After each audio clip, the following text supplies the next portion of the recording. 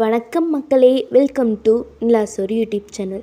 நம்ம வீடியோக்குள்ளே போகிறதுக்கு முன்னாடி நம்ம சேனலை லைக் பண்ணுங்கள், சப்ஸ்கிரைப் பண்ணுங்கள், மறக்காம அந்த பெல் ஐக்கானை டச் பண்ணுங்கள். வணக்கம் ஃப்ரெண்ட்ஸ், வாங்க வீடியோக்குள்ளே போகலாம். இன்றைக்கி பார்க்க போகிற ரெசிபி என்னென்னா ரவா கேக்.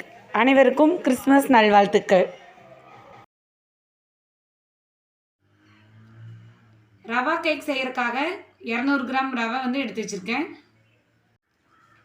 1 கப் ரவைனா 3/4 கப் சர்க்கரை எடுத்தால் கரெக்டாக இருக்கும். தயிர் 1/2 கப்,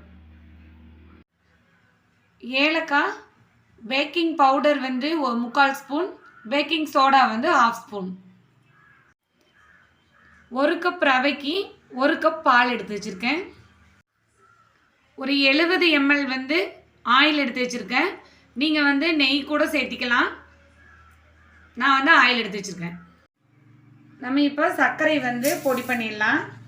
கூடவே பார்த்துட்டிங்கன்னா ஏலக்காய் சேர்த்துடலாம்.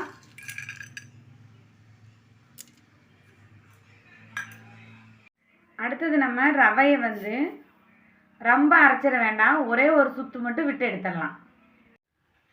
ரவா கேக் செய்யறதுக்காக இப்போ ஃபஸ்ட்டு நம்ம தயிர் சேர்த்துடலாம். தயிர் பார்த்துட்டிங்கன்னா எந்த ஒரு கட்டியும் இருக்கக்கூடாது. நல்லா இந்த மாதிரி பீட் பண்ணி எடுத்துக்கோங்க.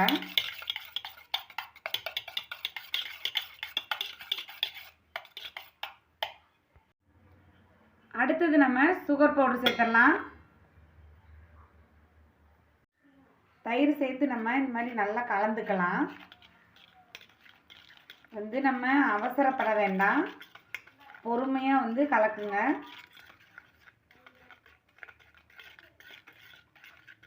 பாருங்க, நல்லா சுகர் நல்லா கரைஞ்சி வருது.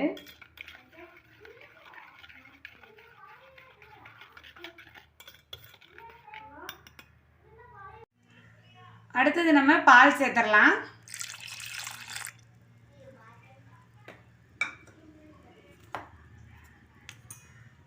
ஒரு டைம் கலந்து விட்டுக்கோங்க.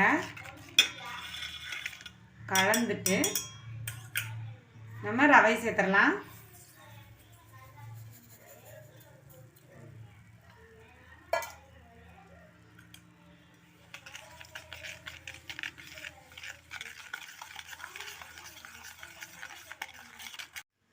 அடுத்தது நம்ம ஆயில் சேர்த்துக்கலாம்.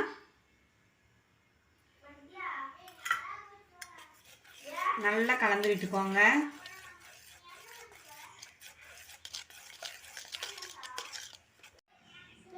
இப்போ நம்ம கொஞ்சமாக உப்பு சேர்த்துக்கலாம். உப்பு சேர்த்து பாருங்கள், இந்த மாதிரி நல்லா கலந்து விட்டுக்கோங்க. ஒரே டைரக்ஷனில் தான் கலக்கணும். இப்போ நம்ம ஒரு 10 நிமிஷம் நம்ம ஊற வச்சிடலாம். நம்ம கேக் எடுத்து ஊற்றுறதுக்காக பாருங்கள், இந்த மாதிரி பாத்திரத்தை கூட நம்ம யூஸ் பண்ணிக்கலாம். அதில் நெய் இந்த மாதிரி நம்ம தடவி வச்சிடலாம்.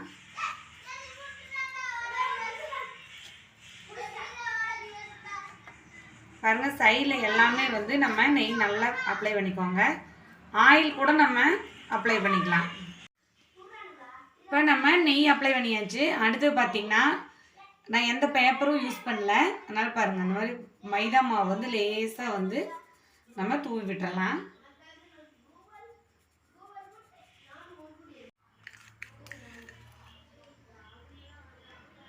இப்போ நல்லா ரவை ஊறிடுச்சு. நம்ம 3/4 ஸ்பூன் பேக்கிங் பவுடர் போடுறோம்.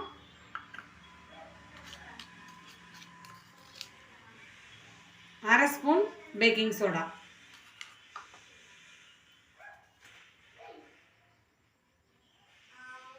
கூடவே ஒயிட் வினிகர் 1/4 ஸ்பூன் சேர்த்து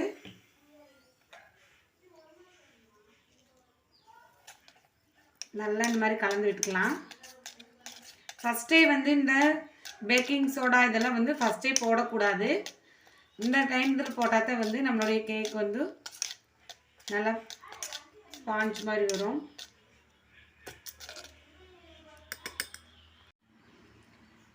பாருங்கள் ஃப்ரெண்ட்ஸ், எடுத்து ஊற்றுனீங்கன்னா இந்த மாதிரி வரணும். இதுதான்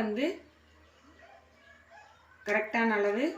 இப்போ நம்ம பாத்திரத்தில் சேர்த்துடலாம்.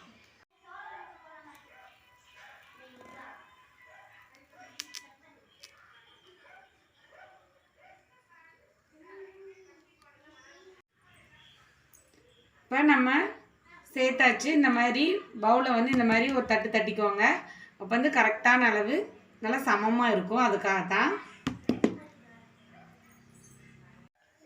இந்த மாதிரி உப்பு போட்டுட்டு நம்மளுடைய அடுப்பில் இருக்கிற தட்டை போட்டுட்டு இட்லி பாத்திரத்தை நல்லா மூடி வச்சிடலாம். மூடி வச்சுட்டு பார்த்துட்டிங்கன்னா ஒரு 5 மினிட்ஸ் வந்து நல்லா ஹீட் ஆகட்டும். பாருங்கள் ஃப்ரெண்ட்ஸ், நல்லா ஹீட்டாக இருக்குது. பார்த்து கைப்படாமல் பார்த்து வச்சுக்கோங்க.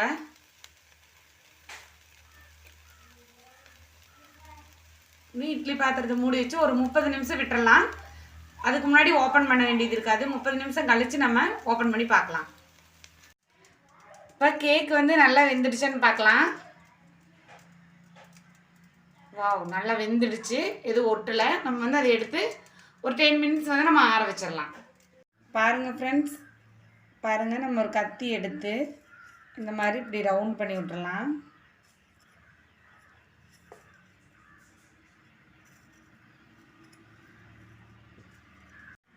இப்போ 10 மினிட்ஸ் ஆயிடுச்சு. நம்ம இந்த மாதிரி ஒரு பிளேட் எடுத்து அப்படியே குப்பரை போட்டுடலாம்.